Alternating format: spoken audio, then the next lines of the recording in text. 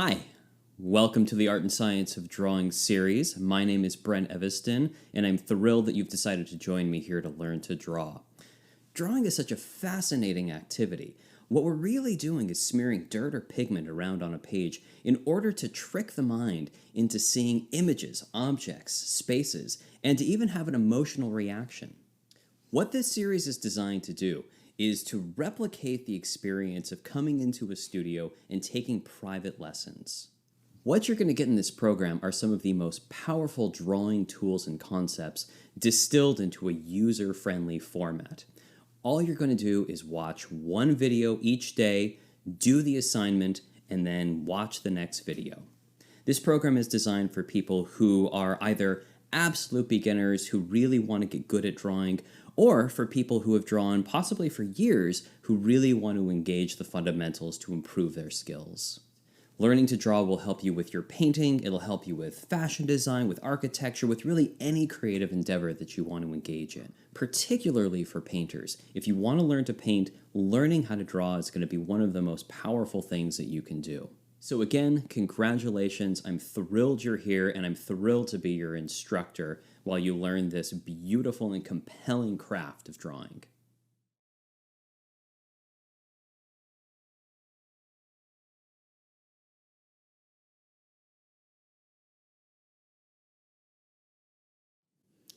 The materials we're going to be using are really basic. I'm just going to be using a drawing pencil. I actually really like to use black colored pencils, and I'm going to encourage you, at least for this basic skills week, just to simply use newsprint. I would recommend 18 by 24 inch newsprint, and I know that seems pretty big, but one of the things you're going to learn at the very beginning today is that we're going to be doing a lot of drawing really from our shoulder, and the larger format paper really helps us to free up our strokes while we're drawing. I would also recommend getting a drawing board of some sort. The reason I recommend this is drawing upright can often be a much easier way to engage the concepts and the tools and techniques we'll be learning here. And you can see my drawing board here in the background. I have a basic wooden drawing board with some clips at the top to hold the paper, but even a simpler drawing board will do. One of my very favorite things about drawing is that the materials are very accessible and inexpensive. So if all you've got is a small pad of paper and a number 2 pencil, that'll work just fine as well. What's much more important than the materials you're using is your understanding of the concepts and practice.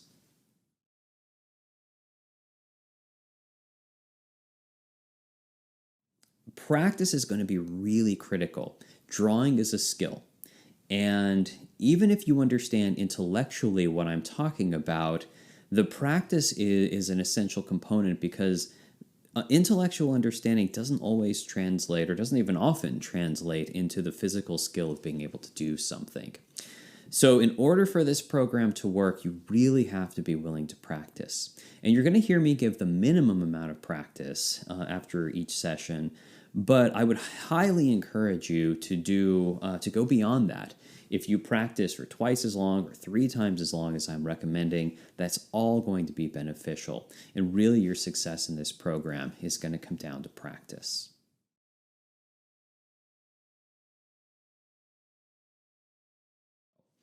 The biggest elephant in the room when we start talking about drawing is the idea of talent. I have so many students coming into my classroom or my studio who tell me that they are there to discover if they have any talent for drawing. So I'm going to get this right out of the way at the very beginning.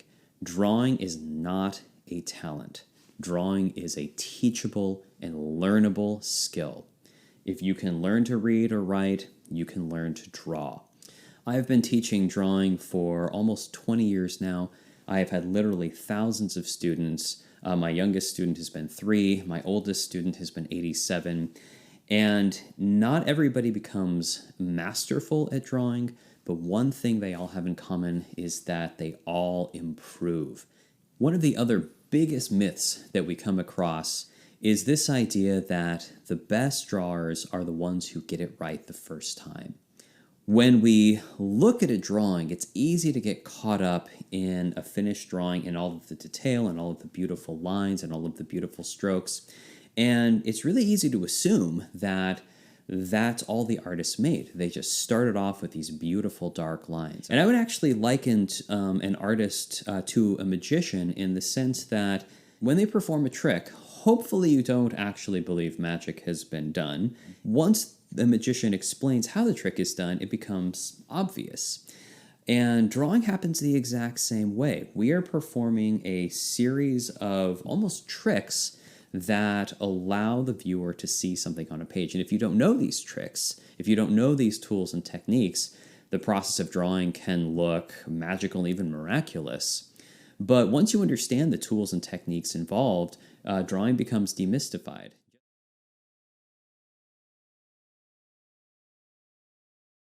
So the very first thing you need to learn about drawing has to do with this misconception that good drawers get it right the first time.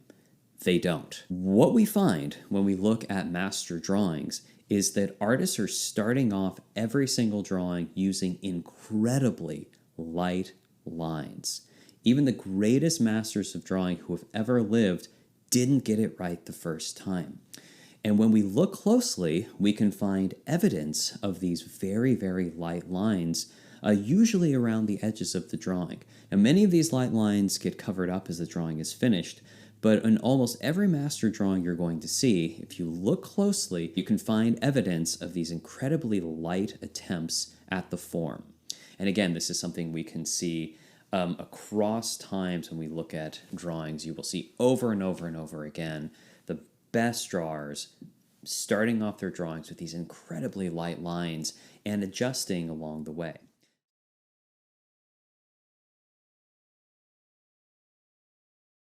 I'm going to start off showing you actually how to hold the pencil the way that you're going to see me holding the pencil.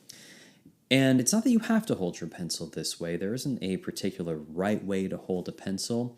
But what is important is that you find a way to hold the pencil that you can get really light, soft lines from the beginning. Here's how you're going to see me holding my pencil.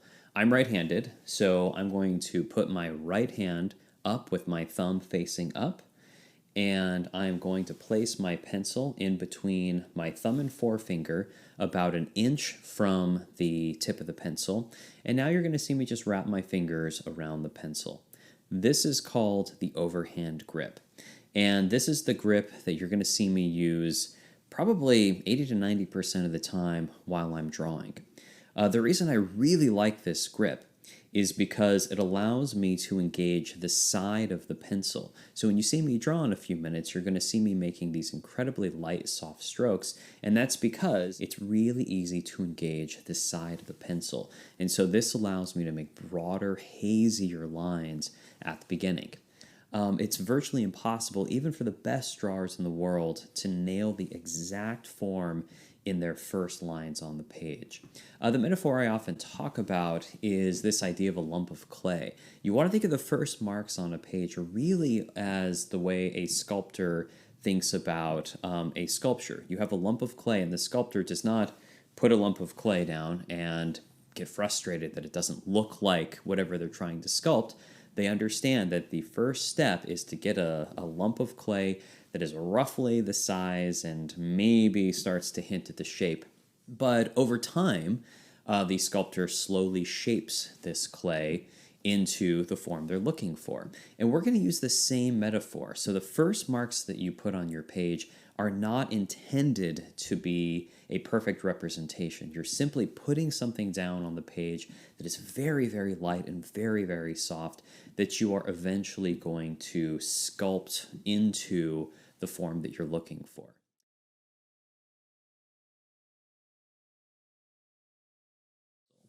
Now, the drawing you're going to be doing is going to come from your entire arm. So I'm actually moving up at the shoulder. You'll notice that my wrists and my fingers actually move very little. Most of the motion is coming from my shoulder and a little bit at the elbow.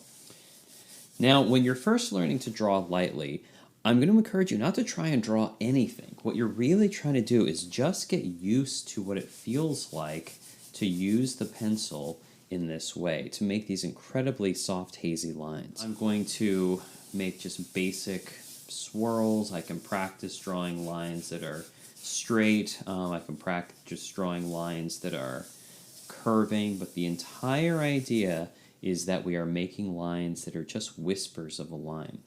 So I'm going to show you a few things of what not to do. Many people are tempted to hold their pencil in the tripod grip like this. And the reason that I don't advocate that at the very beginning is because, again, it engages the tip of the pencil. And when you're engaging the tip of the pencil, it can be harder to make really, really light lines. Now, if you really do want to use something closer to the tripod grip, one of the things you can do is hold the pencil further back, and that takes some of the weight off the tip. But whenever you're using the tip, you're going to get harder lines.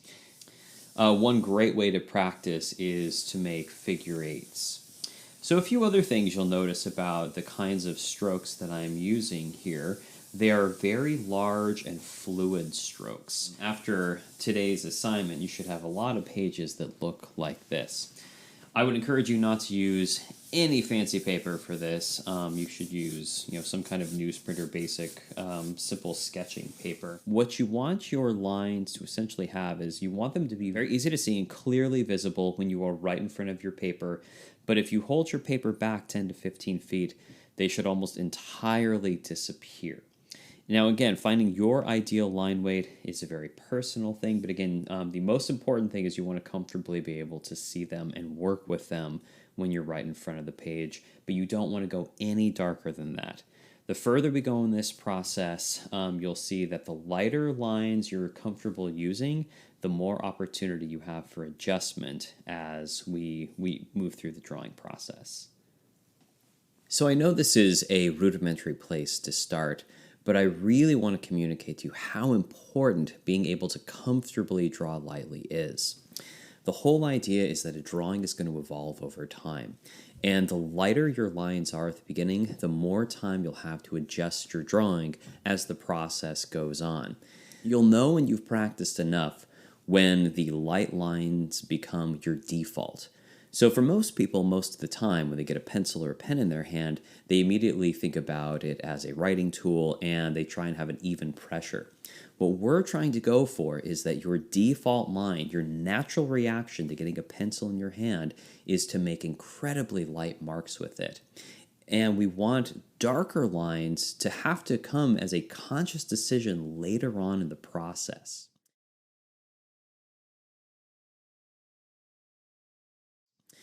So I'm going to recommend practicing a minimum of 30 minutes of just moving the pencil around using long fluid strokes to produce incredibly light, soft lines. So here are the learning outcomes you're going for. You want to be able to produce light, soft lines, and you want this to be a comfortable thing for you, where you don't have to think about it, where these kinds of light lines just become your default.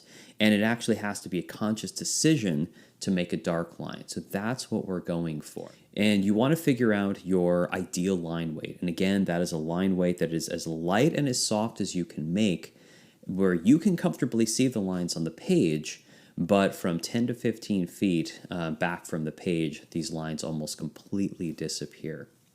So happy practicing, and I look forward to seeing you again on the next session.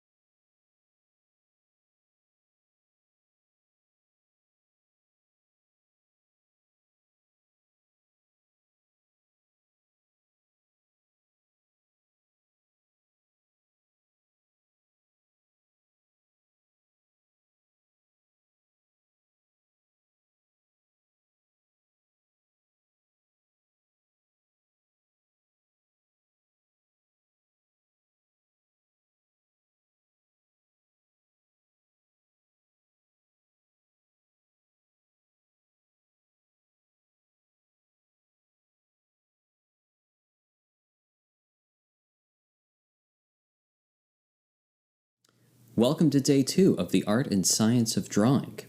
On the first session, what we talked about was the importance of learning to draw lightly. And the reason is because every drawing you're going to do is going to start off with these incredibly light lines. Today, what we're going to talk about is what to draw using these light lines. Most people are familiar with the idea of primary colors, that by mixing together red, blue, and yellow, you can create any color imaginable. However, most people are not familiar with the idea that form works the exact same way. All form, no matter how complex, distills down to a few basic shapes. And by understanding how to draw these shapes, you can draw anything you want to.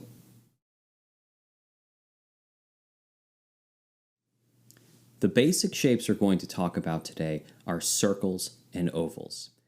Let's take a look at a drawing by Rembrandt. It's easy to get caught up in all of the beautiful line work, contours, and texture of this drawing, but before Rembrandt thought of any of that, he is more likely to have thought about this in terms of shapes. What good artists tend to do is translate complex form into basic, drawable shapes.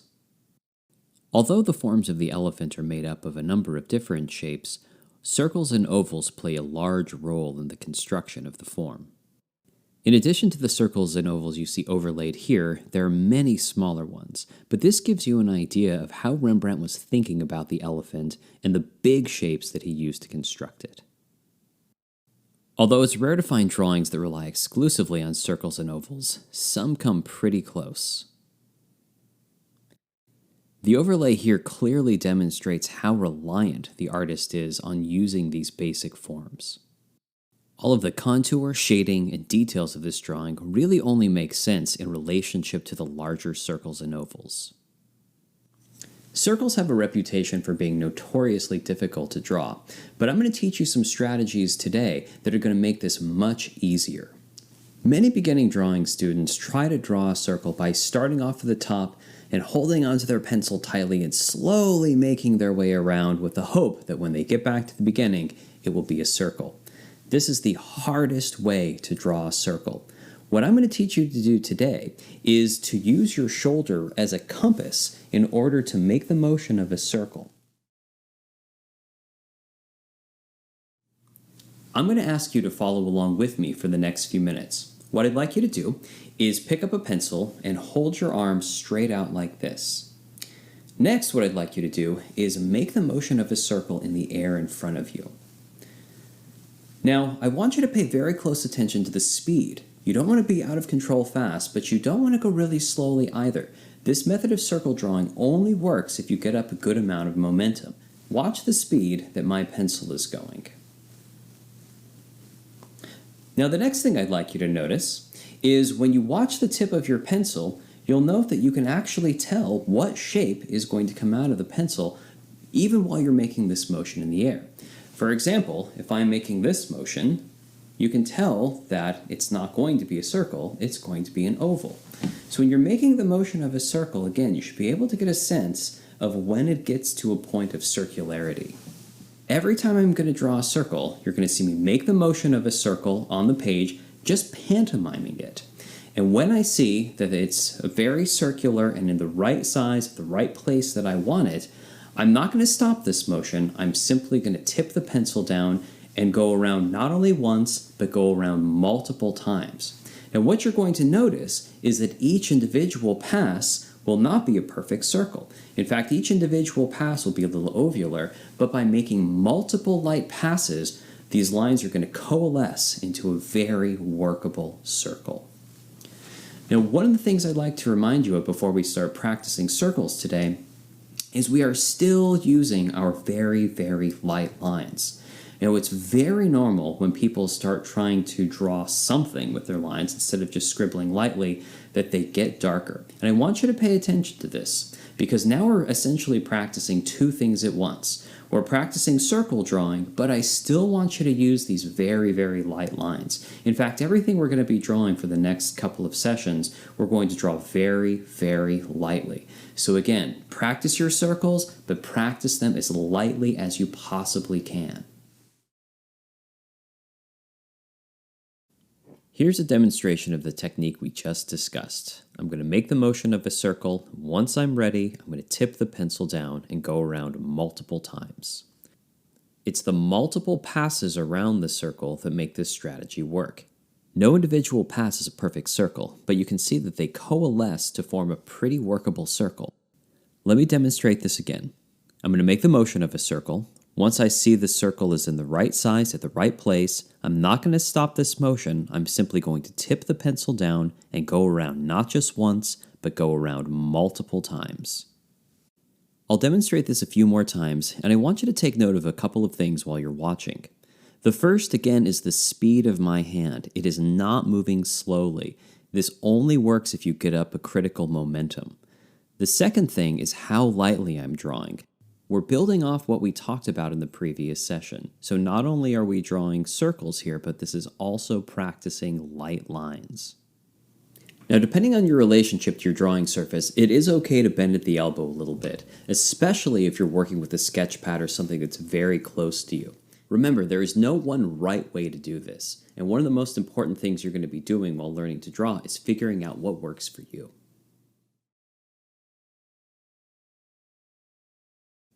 Oval drawing is remarkably similar to circle drawing.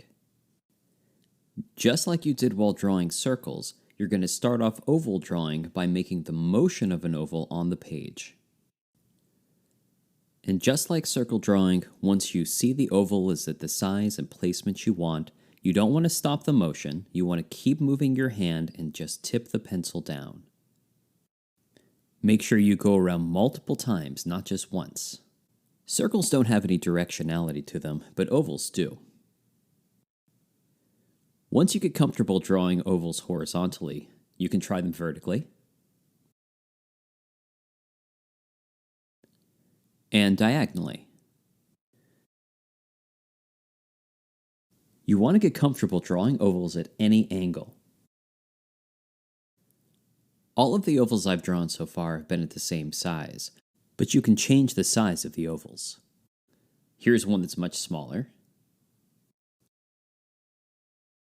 Or you can make them much larger, but the important thing is that you're comfortable drawing ovals at multiple sizes and angles. The other essential thing to learn about ovals is that they can be more open or more closed. An oval that is more open is closer to a circle. An oval that is more closed is closer to a line. And of course, you can have a wide range of ovals in between. Now just watch for a moment as I demonstrate drawing a number of different ovals that are at different angles, different levels of opened and closed, and different sizes.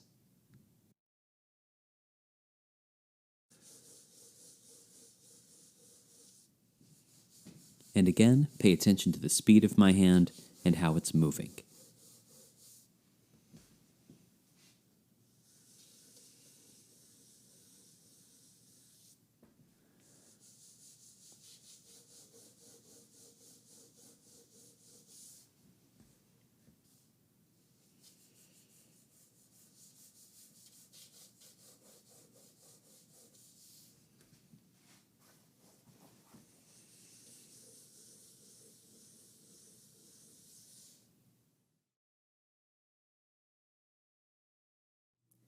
As you progress in your drawing education, you're going to learn to use circles and ovals in numerous different ways. But the most important part at the beginning is to recognize them and to get comfortable drawing them. So we talked earlier about the artist translating form into basic shapes, and this needs to become a lifestyle. One of the best ways to train your brain to recognize circles and ovals in drawing is to scan your environment and recognize how many different circles and ovals you see in your everyday life. Just like drawing lightly needs to become your default reaction to a pencil in your hand, your default mindset needs to be one of looking around and translating everything you see into some kind of basic shape. Now today we just focused on circles and ovals, but as we progress through the drawing process, you're going to learn other shapes. And this practice of translating everything into basic shapes is one of the first and most important steps to being able to draw them. So before I give you your assignment today, I want to give you a few thoughts on practice. When I was learning how to draw circles and ovals, my instructor told me that I needed to fill 10 pages front and back with circles and ovals every morning for a year. And although I'm sure I skipped a few days, I really tried to take the spirit of this assignment to heart. And it really speaks to how much practice this actually takes. I often have students coming into the studio who, after drawing 3 or 4 circles, get frustrated. And it's important to remind them, as I'm reminding you, that this is a skill that requires a lot of practice. You are going to draw hundreds of circles and ovals before you get comfortable with it. Remember, an intellectual understanding of what we're talking about does not always translate into a skill. To get the skill of drawing a circle, even though it's an easy concept to understand, requires a lot of practice.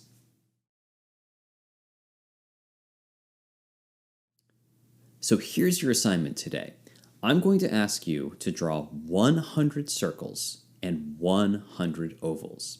They should be varied in shape, size, and their level of openness and closedness. For this assignment, you should just be using, again, basic newsprint, nothing precious, because you're going to go through a lot of these. At the beginning, it's much more important just to get used to what it feels like to draw in this way. And again, this is a great way to practice your light lines and to instill this idea of longer, more fluid strokes when you're drawing. Again, the circles don't happen slowly. They happen with a good amount of momentum and fluidity.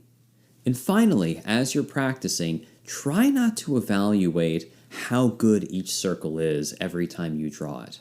What we're really trying to do is build muscle memory. Your circles will improve over time as long as you're practicing. But if you get to the 20th one and they're not becoming perfect circles yet, don't worry about it. What you really want to do is just get into this mindset and get into this habit of doing the same things over and over and over again. One of the things that masters have in common is they never tire of re-engaging the fundamentals, and this is about as fundamental as it gets. Circular perfection is not the aim of this assignment. In fact, if you need a perfect circle, we have stencils, we have compasses, we have plenty of other ways to get a perfect circle. What we want to do is just get comfortable drawing workable and usable circles and ovals. There's an old story that there's only been one draftsman who's ever been able to draw a perfect circle freehand on command. And that's how he got the nickname the Divine Raphael. The reason I tell you this story is so that you can let go of the expectation that you're going to be making perfect circles, certainly at the beginning. In fact, the vast majority of the best drawers cannot make perfect circles. But with practice, we can all make very, very usable circles. Happy practicing, and I will see you at the next session.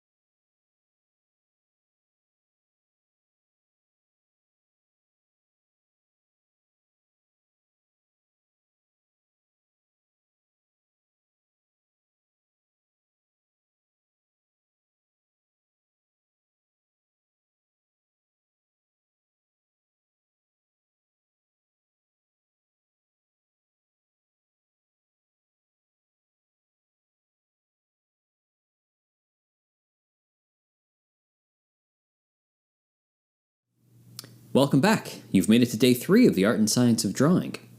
I really want to congratulate you on your persistence with this program. I know drawing requires a lot of practice, and every day we're going to build on the previous skills. Before we get into any instruction today, I really want to communicate once again the importance of practice. If you're just watching the videos, then you're really not going to get the full experience of this. Remember, drawing is a skill, and it's a skill that has to be developed through a lot of practice. So please, I really want to encourage you to do the exercises. In the first session, we talked about the importance of starting off drawings very lightly, because we know we're not going to get it right the first time, and we know we're going to want a drawing that we can adjust along the way. The second day, we talked about this idea that what artists do is they translate form into recognizable and drawable shapes. And that's the way we can deal with any sort of complex form. Remember, any form, no matter how complex, distills down into just a few basic shapes. And by understanding how to draw these shapes, we can draw anything we want to. Today we're going to expand on that idea. And specifically, we're going to focus on shapes made using straight lines. If we simplify it all the way down, there are only 2 kinds of lines we can make. Lines will either be straight or they will be curved. Now, in the previous session, we introduced curved lines through circles and ovals, and we'll learn more about curved lines in the next session, but today we're going to focus on straight lines and the shapes that they make. The first thing you're going to learn is how to draw a straight line. Now, drawing a straight line has a lot in common with drawing circles and ovals in the sense that speed is really important. Once again, you're going to see me moving my pencil back and forth very quickly, and that is because we have to get a critical momentum up for the lines to work out. I also want to communicate the idea that the straight lines you make don't have to be perfect. Once again, we have tools to help us make perfectly straight lines. If you ever need a perfectly straight line, you can get a ruler. What we need to do is just learn how to draw lines that read as being straight without being perfect. And again, very few people can draw perfectly straight lines without a ruler, and it's not a very useful skill to have anyway. To start off, you're just going to see me practicing horizontal and vertical lines. Before we start drawing, let's take a look at this diagram. Right at the beginning, I'd like you to start thinking about every straight line as an angle, even horizontals and verticals. We'll expand on this idea further when we start to look at oblique angles, but for now I want you to think about a horizontal line as a 0-degree angle and a vertical line as a 90-degree angle. Similarly to how we begin circle drawing, we're simply going to start off by pantomiming a horizontal line. Pay close attention to the speed in which I'm moving my hand. Moving your hand too slowly actually makes it more difficult to draw a straight line. The idea here, just like with circle drawing, is to get up a good amount of momentum. Notice you can tell where the line will be and approximately how straight it will be just by pantomiming it. When you're satisfied with the placement, length, and straightness of the line, don't stop moving your hand back and forth. Simply tip the pencil down and go back and forth multiple times. You'll notice that my first couple of passes back and forth are lighter, and once I see that the line is doing what I want it to, I get progressively darker on the next passes. Go ahead and watch me demonstrate this a few more times. Just like with the circles, the goal isn't that every line is going to be perfect. You just want to start practicing drawing straight lines. It's very common for a natural arc to come out in some of these straight lines, but with practice this can be minimized. Remember, the more you practice your straight lines, the better and straighter they will get. You'll make vertical lines with the same back and forth motion, except this time going up and down. Note that it does feel a little different in your arm. Again, the more different angles of lines you get used to making, the easier they become. Also, I want you to notice that I'm still using incredibly light lines as I'm drawing, because drawing lightly is going to be critical when we actually start trying to draw objects. Drawing a decent horizontal line is an essential skill, especially for anyone interested in landscape, where establishing a horizon line is going to be a common necessity. Using horizontals and verticals together in a drawing can add a strong sense of structure and stability. In this drawing by Daumier, the dynamic figures in the front are balanced by the strong use of horizontals and verticals in the background. It's important to note that Daumier's straight lines are not perfectly straight. They have a beautiful handmade quality to them that would be lost if he made these lines with a ruler.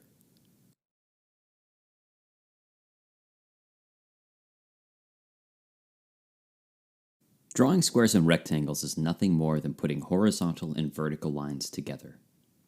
A square, of course, is a four-sided shape whose sides are all of equal length. A rectangle is an elongated version of this four-sided shape. In the upcoming Measuring and Proportion Week in the Art and Science of Drawing video series, I'll be teaching a number of different strategies to help you evaluate and measure shapes. But for now in the Basic Skills Week, I just want to give you a couple of different ways to think about this. Every rectangle you're going to draw has a width to height relationship. For example, this rectangle is exactly twice as wide as it is high. This rectangle is exactly 3 times as wide as it is high. Of course, not all rectangles have such a straightforward width to height relationship. For example, this rectangle is about 3 1/3 times as wide as it is high. The other way you can think about the proportion of a rectangle is to evaluate the diagonal line from corner to corner.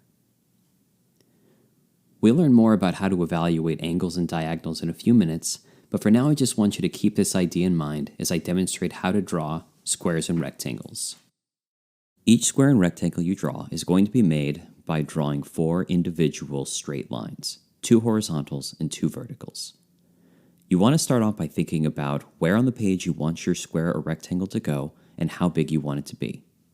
I'll be starting off with a square. Once I've decided its size and placement, I'm going to begin by pantomiming the first line. It doesn't really matter which edge you choose to start with. Once you're satisfied with the line, just like we practiced, tip the pencil down and make your first attempt. While you're drawing the remaining 3 lines, don't worry about stopping the line right at the intersection at the corner. It's okay if the 2 lines overlap each other.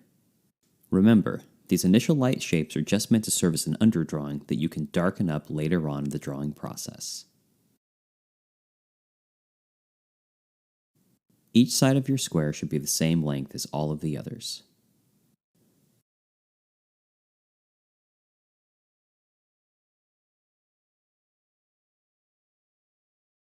Rectangles are of course drawn the exact same way, except they'll be an elongated version of the shape.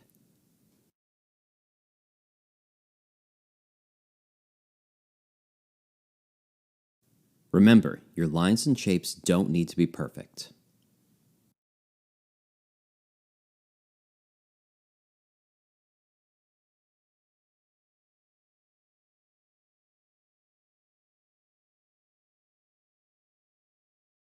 A closer inspection of this drawing reveals that even a master draftsman like Daumier is using a similar technique.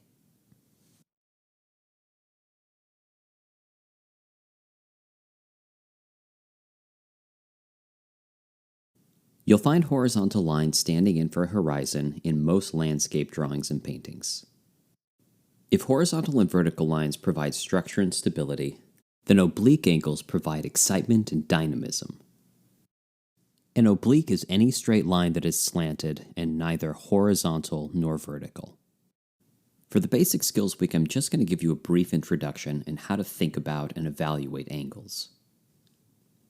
We mentioned before that most people are good at recognizing true verticals and horizontals. Most people can also recognize a 45-degree angle. A 45-degree angle is what we get when we divide a right angle in half. If we divide a right angle into thirds, we get 30 and 60-degree angles. Although this is a little trickier to recognize, most people can be easily taught to do it. By adding the 45-degree angle back in, we can start to compare the differences between these 3. Note that they're each 15 degrees apart. By adding in the 15-degree and 75-degree angles, we can complete our right angle in increments of 15 degrees. A skilled artist will be able to recognize even minor changes in angles, but at the beginning it's just important that you start to familiarize yourself with some of the basic angles. In this drawing we see a smattering of vertical lines providing some structure, but it gets all of its excitement and dynamism from the obliques.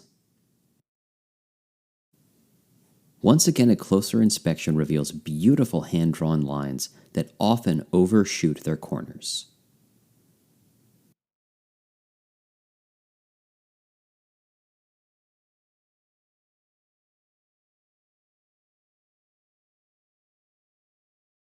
Triangles are three-sided shapes that contain oblique angles. Some triangles are symmetrical and often contain horizontal lines. Notice these triangles seem more structured and stable. Other triangles are made entirely of oblique angles. Notice these seem a little more chaotic and unbalanced.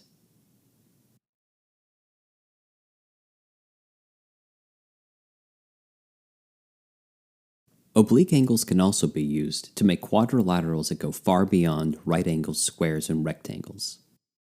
Quadrilaterals can add a lot of excitement and dynamism to a composition. They're also essential to recognize if you want to do any kind of perspective drawing. Remember, just like squares and rectangles, you can begin to evaluate their shapes not only by the angles of their edges, but by their diagonals from corner to corner as well. Ultimately, there are no limits to how many sides a shape can have. By combining numerous horizontal, vertical, and oblique angled lines, you can create incredibly dynamic shapes.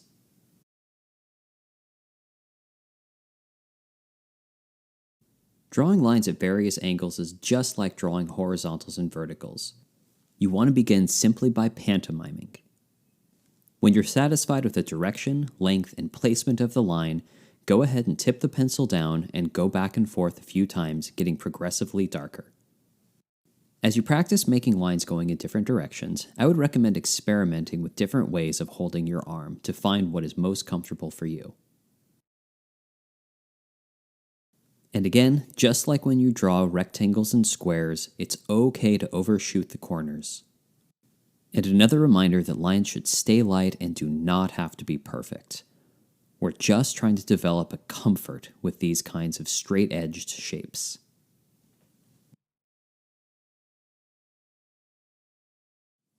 For today's assignment, I'm going to provide you with a series of images that you're going to draw from. When you're instructed to do so, you're going to pause this video and draw directly from your screen. You'll be instructed to draw the contents of each image 3 times. Whenever you're done drawing the shapes or diagram provided on that image, go ahead and hit play, and when you're instructed to do so, pause the video again and draw whatever shapes or diagram are on the next image. The learning outcomes are pretty simple. You want to get comfortable drawing straight lines at multiple different angles, and you want to get comfortable constructing straight-edged shapes. Remember, this is still just practice, and we want to make sure we're still drawing lightly. For a bonus challenge today, I provided the multi-sided shape for you to draw from. Remember, the key to drawing a complex shape like that is to not only evaluate and measure the edges of the shape, but to also evaluate the diagonals from corner to corner and point to point. Well, have fun practicing today, and I will see you on day 4. After pausing the video, draw each shape on the screen 3 times. Once you're done, hit play.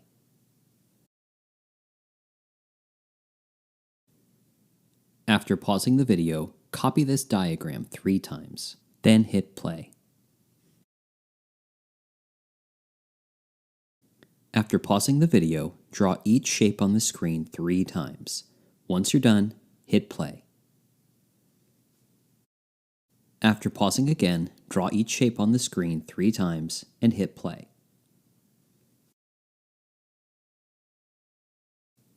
After pausing again, draw each shape on the screen 3 times and hit play. If you want more practice, try copying this multi-sided complex shape.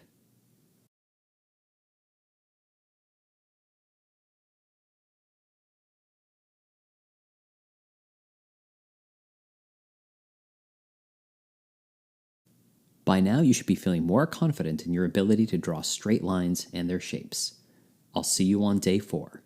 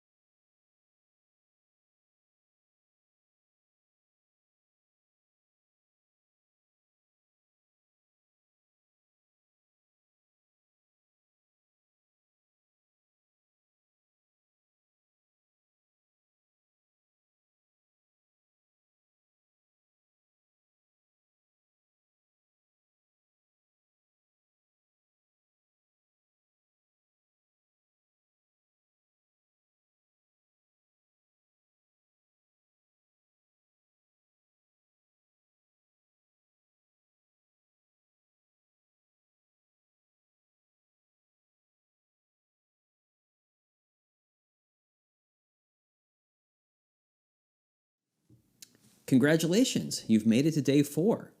What I'd like to do today is continue our conversation about basic shapes. On day 1, we talked about drawing lightly. On day 2, you were introduced to circles and ovals. On day 3, you were introduced to straight edge shapes. And today, we're going to continue our conversation about how to construct forms using shapes, but we're going to talk again about curved shapes. We started off with basic circles and ovals, and again, those are very foundational forms. What we're going to do today is take those shapes and start to play with them, to bend them, to stretch them, to come up with a number of different kinds of rounded forms that are going to be much more useful when we start trying to draw objects. Now, you may have noticed that we're most of the way through week 1 and we haven't actually tried to draw anything yet. And I wanted to talk a little bit about why that is. So many people, when they start off drawing, jump in too quickly trying to draw subjects. And oftentimes, they're subjects that are way beyond what a beginner should try. And that's a really great way to start to develop bad habits.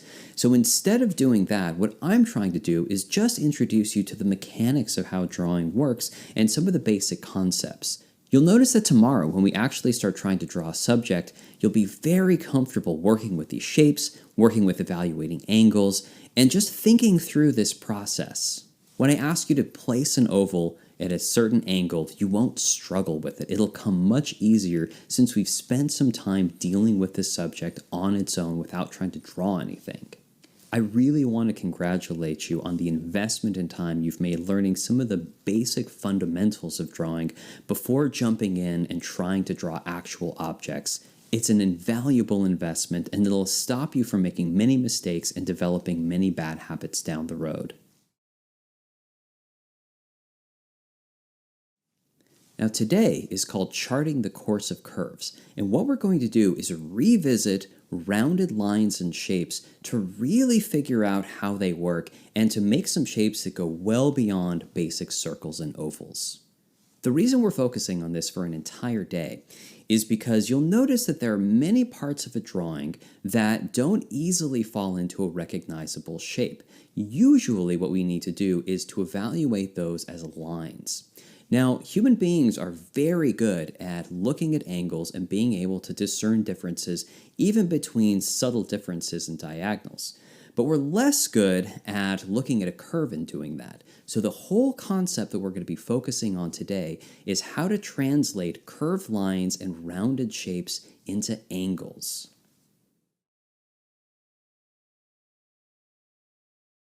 There are many different ways we can use straight lines and angles to evaluate curved lines and rounded shapes. Let's begin with a familiar shape, the oval. On day 2, we talked about ovals being oriented either horizontally or vertically. To illustrate this further, let's imagine a line following the long axis of the oval. This gives us a perfectly vertical line showing that this oval is on a vertical axis. There are as many angles of axis lines as there are angles. Here's an oval at a horizontal axis, a 45-degree axis, and numerous others. Regardless of how opened or closed an oval is, it will have its own axis. It's important to know that the axis line also acts as a line of symmetry dividing the oval into 2 halves.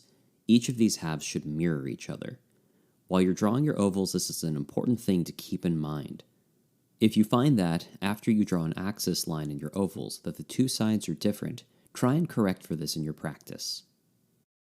In this piece by Eva Gonzalez, we can clearly see one oval and one partial oval at a horizontal axis. When ovals are used to indicate a circle going into perspective, as is the case in the circular opening of a bowl, they are called ellipses. We'll talk more about ellipses in week 4 of the Art and Science of Drawing. In this piece by Daumier, we can see a number of ovals and partial ovals on slanted axes. Once again, we can see that these shapes are not drawn perfectly, but they do a wonderful job at giving us the idea.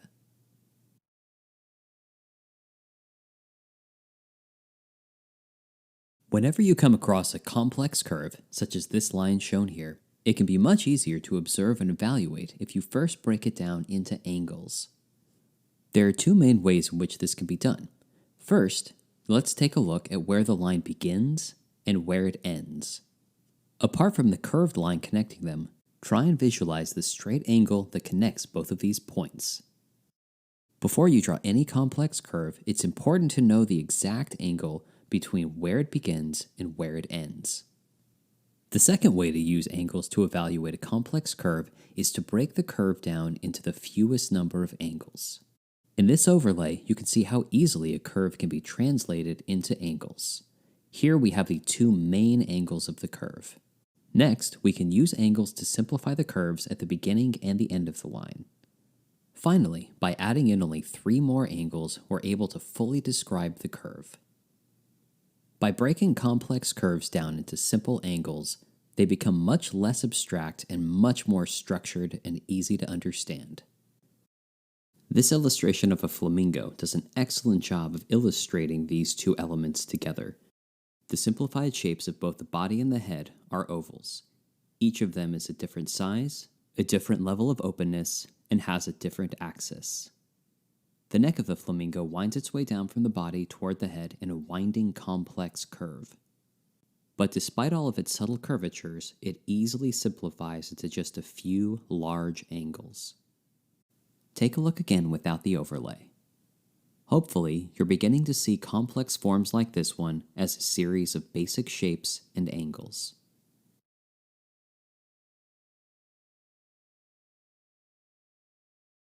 Often when students see a complex curve such as this one, they'll draw a loose approximation, often stating that they don't think curves are as specific as angles. In actuality, curves can be just as precise as angles. The other thing I often see that I would like you to avoid is drawing by using these sketchy staccato lines. We'll go into much greater depth regarding line quality in week 2 of the Art and Science of Drawing, but for now, think about line quality in the same way you think of tone of voice. We respond better to confident and dynamic mark making.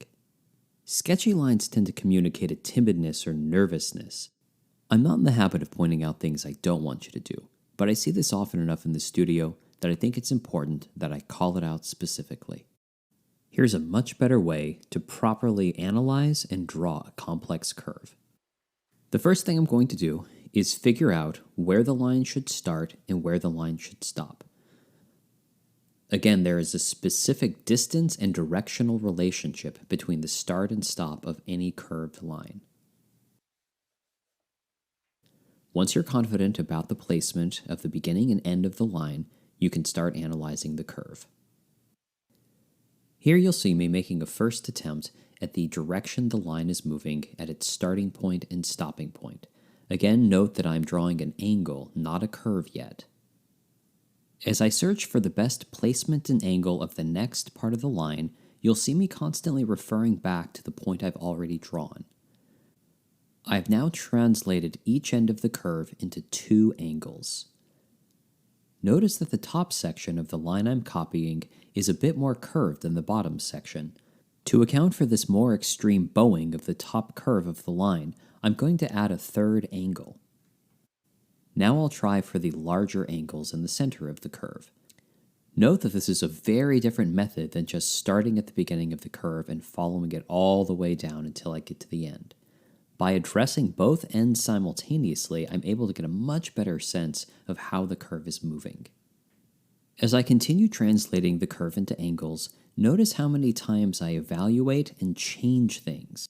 Remember, drawing is a process that contains many iterations.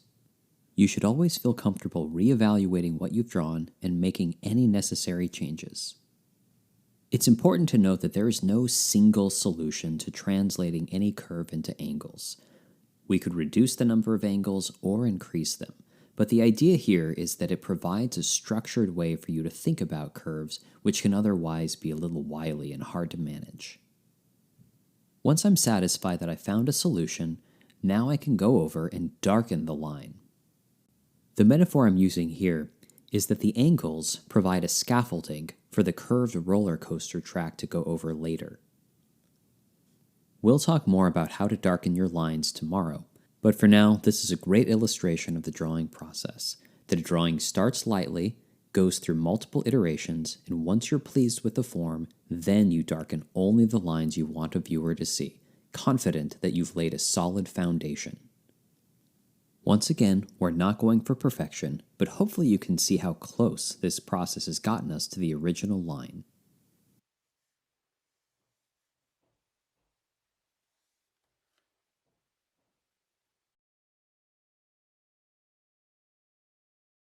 Eggs are some of my very favorite shapes to draw, and they're essential for you to learn if you want to do any figure drawing or animal drawing. An egg is an ovoid shape that is wider at one end and narrower at the other. Just like an oval, every egg has an axis. Eggs come in many shapes and sizes and are among some of the most versatile organic forms.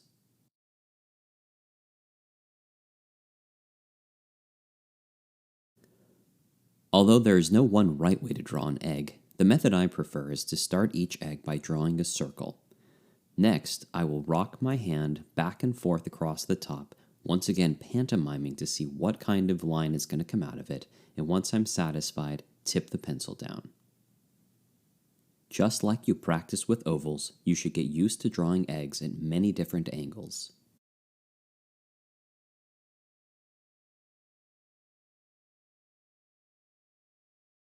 And again, like ovals, your axis line should act as a line of symmetry. By drawing an axis line through the center, you can evaluate each side of your egg to make sure they're the same. Being able to place the axis first is a critical skill to have once you start drawing subjects. Once you've determined and drawn the axis, next draw the circle, making sure that each side mirrors the other. Finally, rock your hand back and forth and construct the top of the egg. You'll also want to get comfortable varying the proportion of the egg, making them bigger, smaller, wider, or narrower.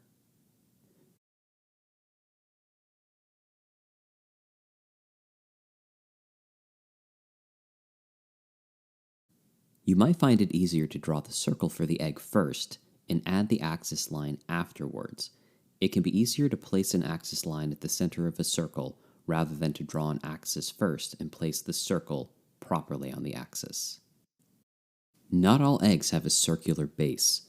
In this egg, you'll see me making the motion of a circle but only drawing part of it.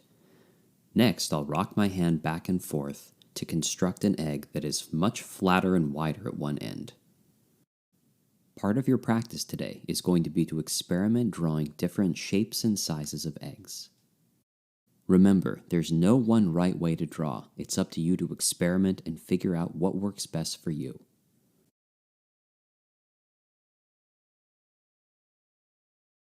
The last kinds of shapes we're going to talk about today are bent shapes.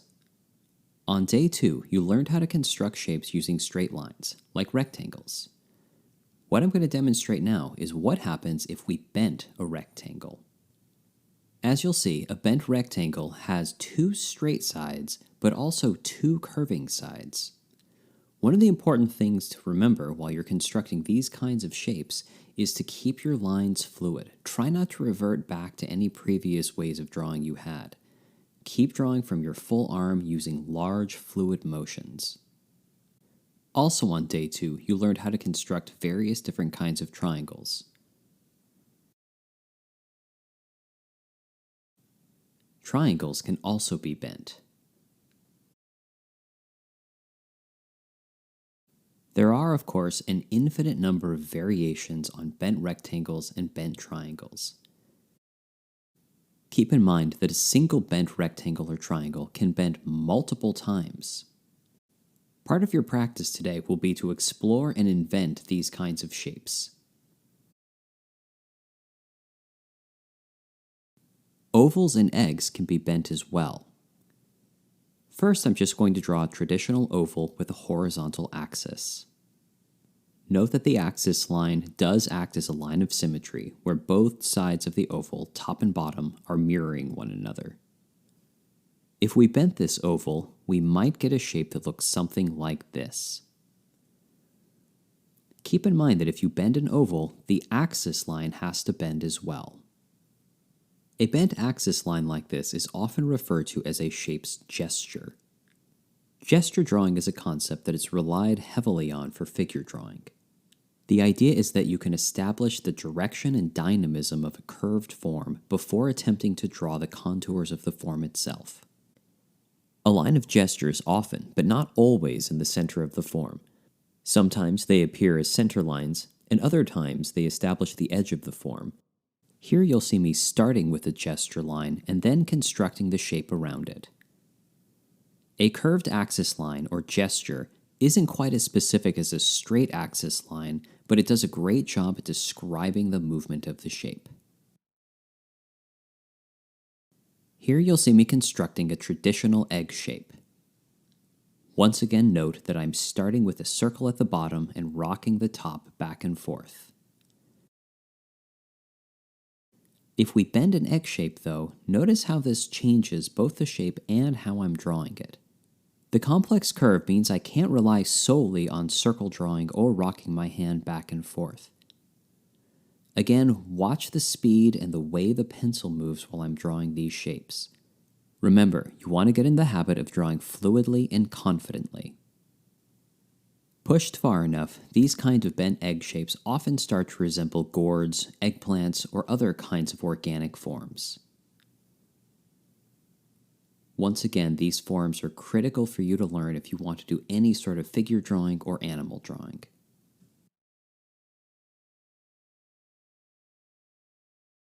Today, your practice is going to consist of 3 different projects.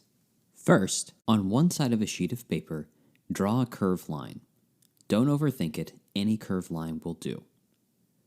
Right next to it, on the same sheet of paper, try analyzing and drawing this form exactly as you see it by breaking it down into its basic angles. Remember, we're not going for perfection, we're just gaining experience through practice. The more you do projects like these, the better you will get at them. Once you've analyzed and copied at least one curved line, try the same project with a bending shape such as an oval or an egg. You can use the same strategy of turning curves into angles to draw a shape as well.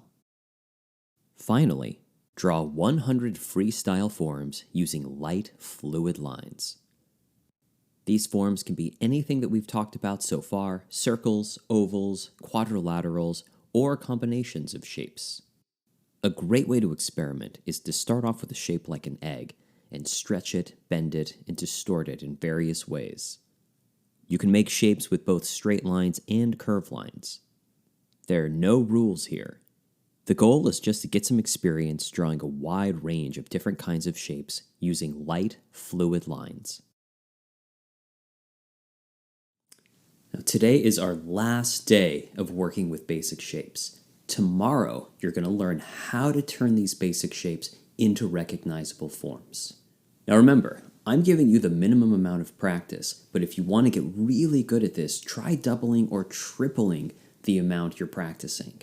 The more you're able to practice these concepts and tools, the better you're going to get. I look forward to seeing you on day 5, where we're going to put all of these tools and concepts together in order to draw recognizable forms. Have a great time practicing, and I'll see you tomorrow.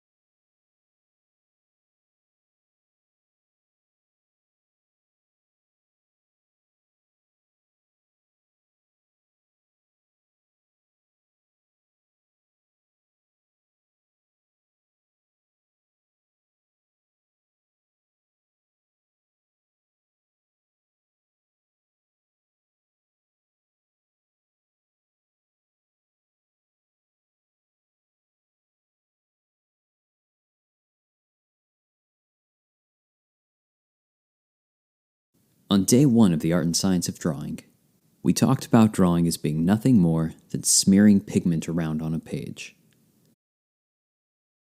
And if we do it just right, we can give the viewer a sense of form,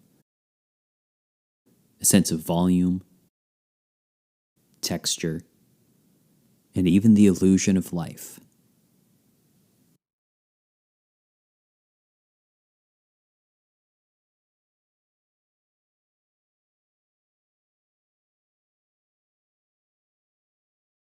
Well, congratulations. You've made it all the way to day 5 of week 1 of the Art and Science of Drawing. What I'd like to do today is teach you how to take everything you've learned so far and use it to actually draw a subject. On day 1, we talked about the idea that artists start off using these incredibly light lines because they understand that they're not going to get it right the first time. On day 2, we introduced the idea that what artists do is they translate complex form into basic shapes that they understand how to draw. And we learned about circles and ovals. On day 3, we taught you how to draw straight lines and explored some of the shapes that straight lines can make. And on day 4, we talked about how to stretch, bend, and manipulate these shapes, and also how to look at curves and analyze them. And the reason is, not every shape falls into a simple, recognizable basic shape. So now that you have all of these tools, what we're going to do today is teach you how to put everything together to actually get a recognizable form on the page.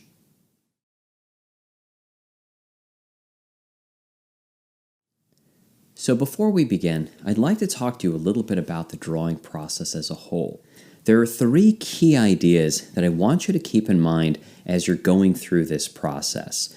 The first, that you're already familiar with, is that drawings begin with very, very light lines, and slowly, as you develop confidence and you're more positive about the forms that you want, you can darken up these lines later on. And remember, you're only going to darken up the lines you want seen by a viewer. The second idea is that you're going to start off with the biggest shapes first and slowly work your way down to the smaller shapes and details.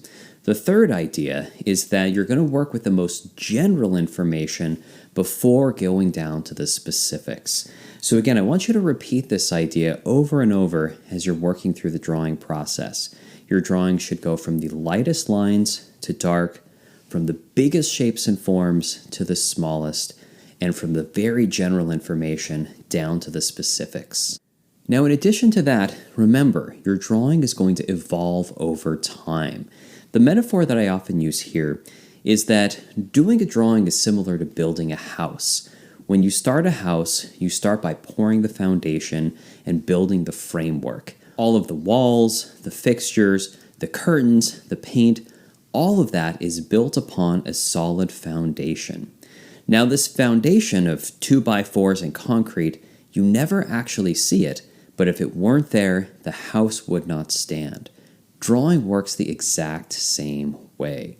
All of these very, very light shapes and forms you're going to start with are never intended to be seen by a viewer, but they lay the foundation that all of the details, all of the shading, and all of the passionate mark making is going to be built on top of.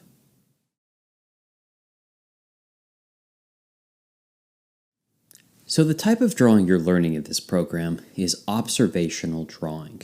Now, the reason it's called that is because we are observing, analyzing, and drawing what we see. Now, it's not an accident that the word observation comes before drawing.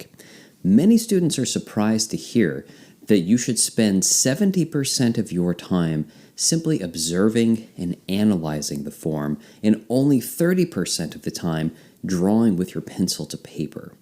So I want you to keep this in mind during the drawing process. It is okay, and in fact it's recommended, that you spend far more time simply observing and analyzing the form, asking questions, really getting to understand the form before you make drawing attempts.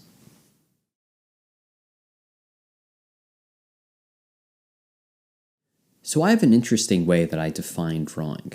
I think about drawing as a visual answer to the questions that we are asking ourselves about the subject in our minds.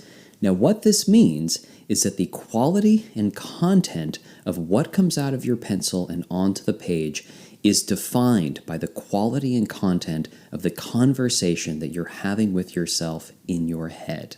Now, what this means is that my job as a drawing instructor isn't so much to teach you techniques with a pencil, although I will be doing a lot of that, but what I'm really doing is teaching you how to manage the conversation in your head. Whatever and however you're thinking about your subject is what comes out on the page. And when you think about it, that's the only thing to come out on the page. You are making decisions about what to notice, what to observe, and how to choose to analyze the forms. And that is what is going to come out of your pencil. What I'm going to do now is introduce 5 questions that you're going to repeatedly ask yourself when you're drawing a subject. Whenever you're ready to draw something, the biggest question is how to begin. We know we're going to begin with light lines. We know we're going to be analyzing form and translating it into shapes, but these 5 questions will really help to focus your drawing process. So here they are. Question 1, what is the biggest shape?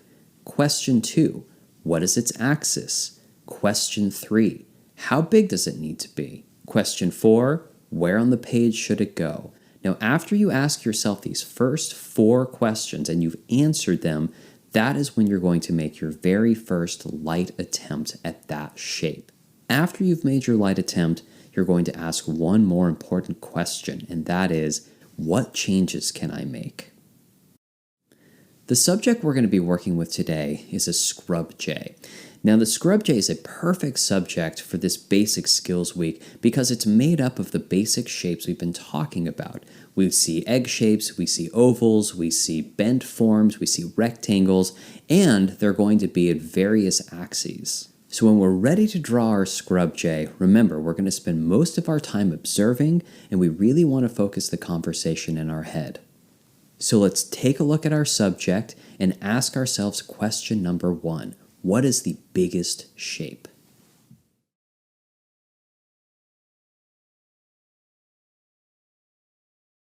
In any subject, it's easy to get seduced by details. Most beginning artists assume that it's the details that make the drawing. But the reality is, none of these details make any sense if they're not meticulously arranged in relationship to the larger shapes. At the beginning, we ignore every detail and focus solely on the largest shape. Take a look at our subject. What do you see is the largest shape in the scrub jay? Hopefully, after the previous 4 days, it's clear to you that the largest shape in this drawing is the oval of the bird's body.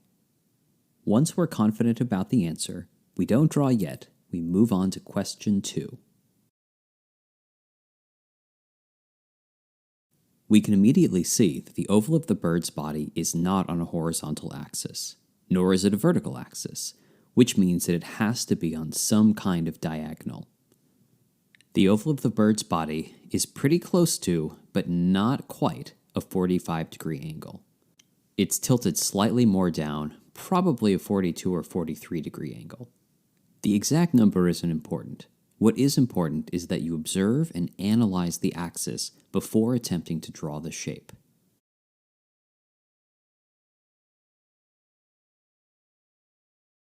When we're observing and analyzing the first shape at a drawing, the answer to this question depends on how big you want your drawing on the page. We know that we'll want to leave enough room at the top for the head, at the bottom for the legs, and to the left for the tail. Once we have an idea of how big we want the oval to be, we're still not going to draw. We now move on to question number 4.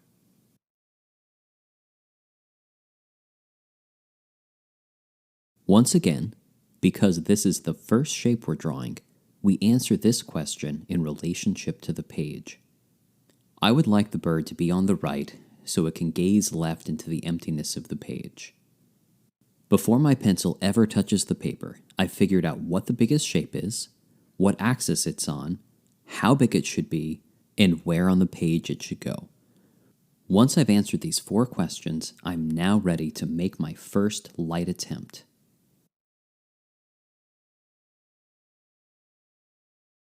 Keeping the answer to my 4 questions in mind, you'll first see me just pantomime while visualizing the shape on the page. Once I'm satisfied with the axis, size, and placement of my oval, I'll tip my pencil down and make my first soft, light attempt. Despite all of the thought we've put into this shape before drawing it, we never want to assume that we've drawn it right the first time. So before moving on, we're going to ask what I consider to be the most important question, and the question that makes the difference between good drawers and great ones.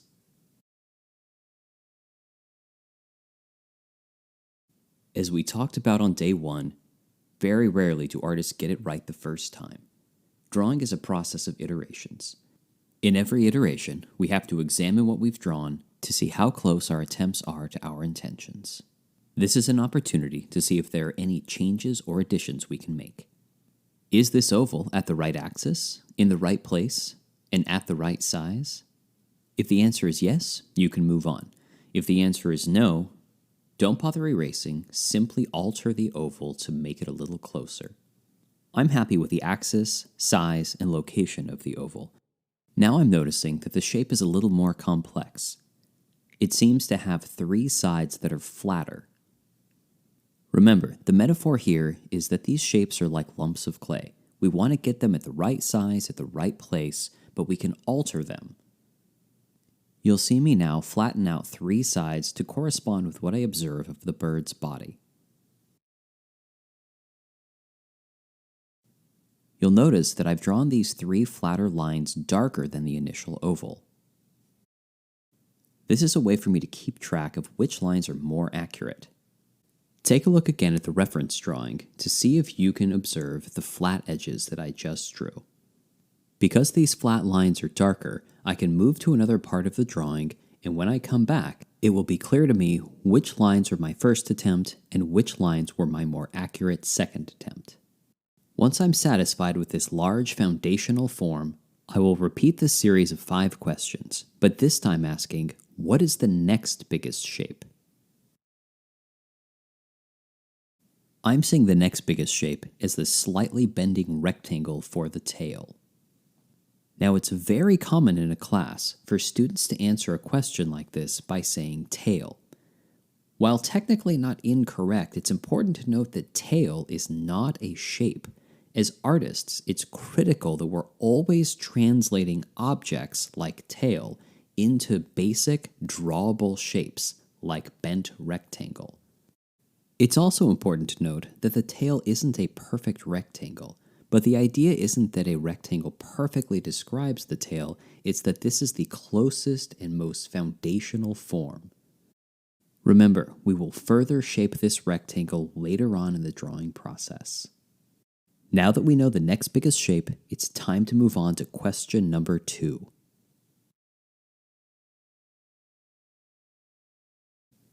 One trick I often use to figure out angles and axes is to lay the pencil down on the page at the rough angle that the form appears. This allows me to visualize what angle the form will be on the page and to compare it back to the reference image. I can also think about it in terms of degrees. Once again, it's not important that you get the exact degree before you draw it, but it's one more way for you to evaluate your axis lines. The angle of this axis line appears to me to be right around 30 degrees. Once I have an idea of the angle of the axis, it's time to move on to question number 3.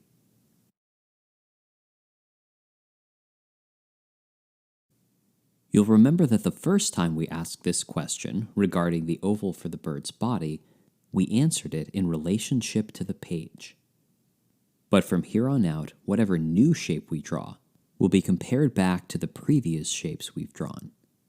For example, the rectangle of the tail is almost but not quite as wide as the oval for the body. Remember, it's not important to know exactly how big it is compared to the oval, we just need to get enough of an idea to make our first attempt.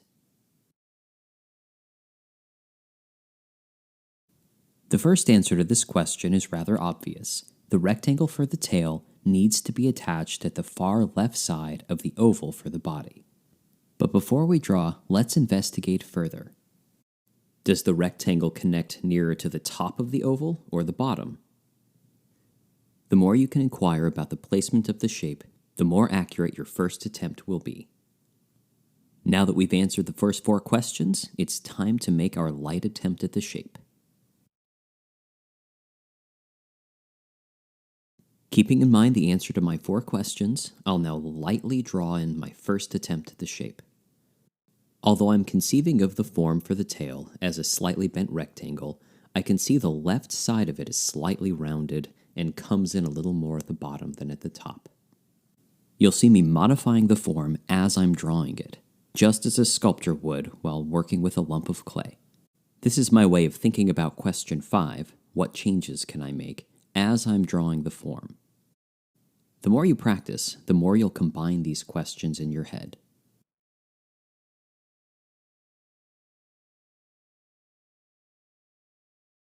The next biggest shape is the oval for the head. It's slightly tilted up on the left side. It's only about 1/4 or 1/5 the size of the oval for the body. It's located somewhere between 1/4 and 1/2 inch above the oval for the body, and the right side of the oval for the head is in just slightly from the right side of the oval from the body. Now that I know what shape I'm drawing, what axis it's at, how big it should be, and where on the page it should go, I'm ready to make my light attempt.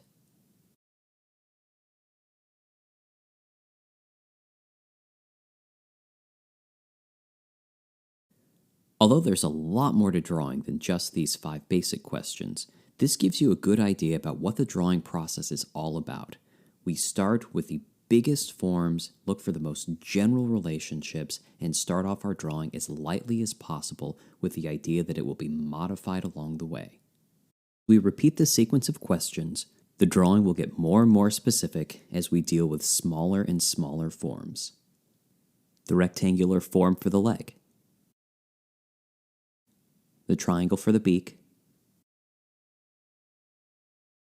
the circle for the eye.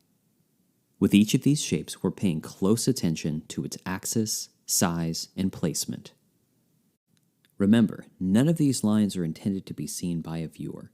They are intended to serve as a solid foundation upon which we will hang all of the details, the shading, and the dynamic and expressive marks that make a drawing beautiful. The more you go through this sequence of questions in your mind, the more intuitive they will become. As you gain experience and confidence, you can supplement your basic shapes with more complex forms that may not be easily named. But over time, you'll develop an intuitive reaction to shapes to be able to analyze complex forms and put them down on the page. If you're unsure about what a shape is, try and ask yourself what is the closest basic shape it looks like.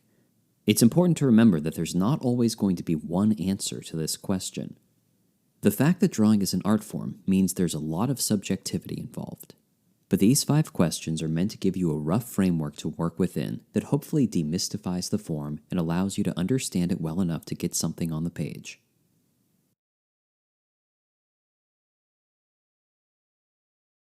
We're wrapping up the 5th and final day of Week 1 of the Art and Science of Drawing series. Of course, there's a lot to learn to go from these basic foundational forms to a fully rendered drawing. The Art and Science of Drawing series is designed as an 8-week program. The focus of Week 2 is dynamic mark making, where you'll learn how to build on top of these basic shapes with expressive and engaging mark making. You'll learn how to draw in a way that truly connects with the viewer and allows you to express yourself in ways you never thought possible through a drawing.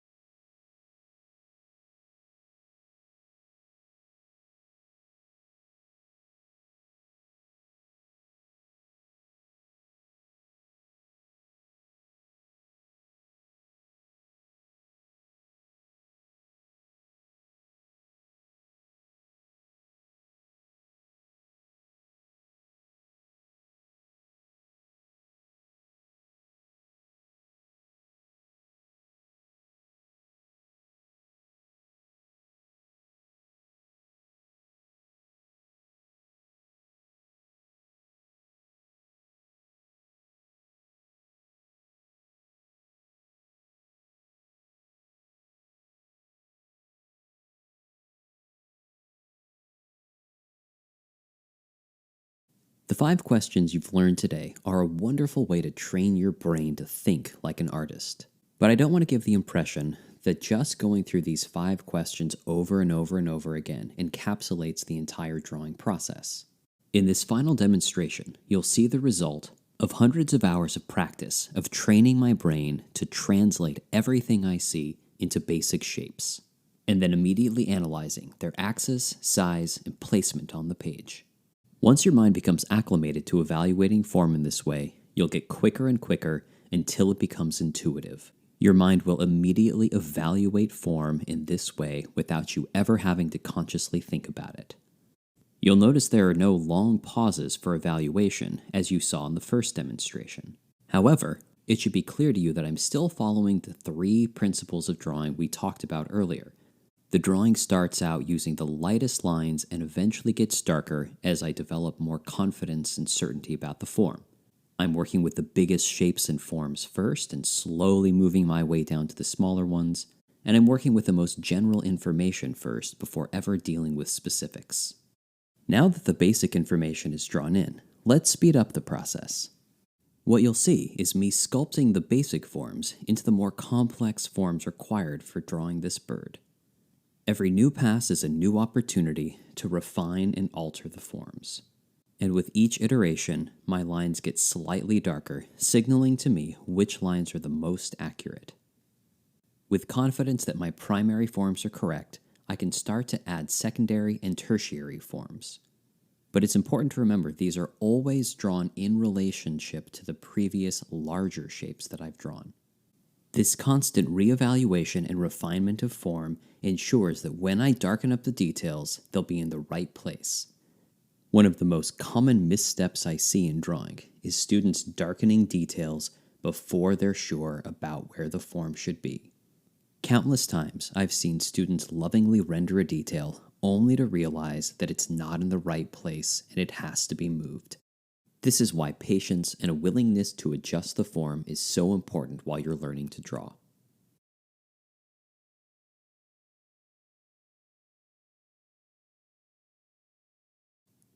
The tiniest details are usually some of the last things to be added in the drawing process. One of the things I encourage my students to do in classes is to not only watch what comes out of the pencil, but to watch how the hand holds the pencil and how the arm moves while the drawing is happening. One of the things you'll notice is that at the beginning of the process, the arm moves quickly, fluidly, and in large motions across the page. Now that we're nearing the end of the drawing process, notice that my hand motions are much smaller, slower, and more articulate. But even here, during the final stages of the drawing, I'm still not just tracing over the lines that I've already made. Every new pass is still an opportunity to alter or refine the forms. Try not to be in too much of a hurry to make more finished drawings. It's much more valuable to stick with these basic skills and really get good at them before attempting to darken up drawings or add any details. The reason I've included these final touches in this basic skills program is to demonstrate the importance of these basic forms and the critical role they play in allowing me to add the details later on. You also may have noticed that I haven't used an eraser during this process. This has less to do with being a skilled draftsman and more to do with the drawing process as a whole. Because the initial basic forms and the multiple iterations that came later on in the process were made using such light lines, there's very little to erase. I would even argue that these kinds of process lines being visible at the end of the drawing add an interest and dynamism that wouldn't be there if we had erased them all. One of the reasons that drawing has fascinated human beings throughout history is the fact that it provides an intimate glimpse into exactly how the artist was thinking about a subject while they were drawing it. If you know what to look for, a drawing can reveal just as much as a diary entry, giving us a glimpse of the specific ways that artists think and feel about their subjects. The last thing I'd like to talk about before we wrap things up for the day is how you're talking to yourself in your head when you make a mistake. Now remember, drawing is a process that takes a huge amount of practice, and during that practice, you know that you're not going to get it right most of the time. It's important that when you attempt something and it doesn't work out, be kind to yourself, be patient. I found that adult students who are learning to draw are often brutal with their own self-criticism during their learning process. So I'd like you to adopt this one simple rule. Don't say anything to yourself in the privacy of your own mind that you wouldn't say to a child learning to draw. And remember, you're going to be doing a lot of drawings that simply don't work out. And I would encourage you that when you do a drawing and it doesn't go the way that you hoped, get excited. You are one drawing closer to one that will. Your assignment today is simple. Go find something that you're passionate about or fascinated by and use these 5 questions to get a basic form down on the page. And remember, keep your subjects simple at the beginning. You'll have plenty of time later on in the drawing process to tackle more complex objects when you have more knowledge and experience.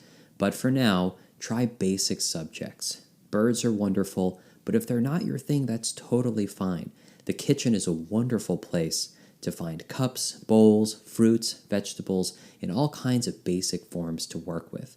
But the important thing is you choose something that you are interested in. Well, happy practicing. Thank you so much for joining me here on week 1, and I look forward to seeing you on week 2, dynamic mark making.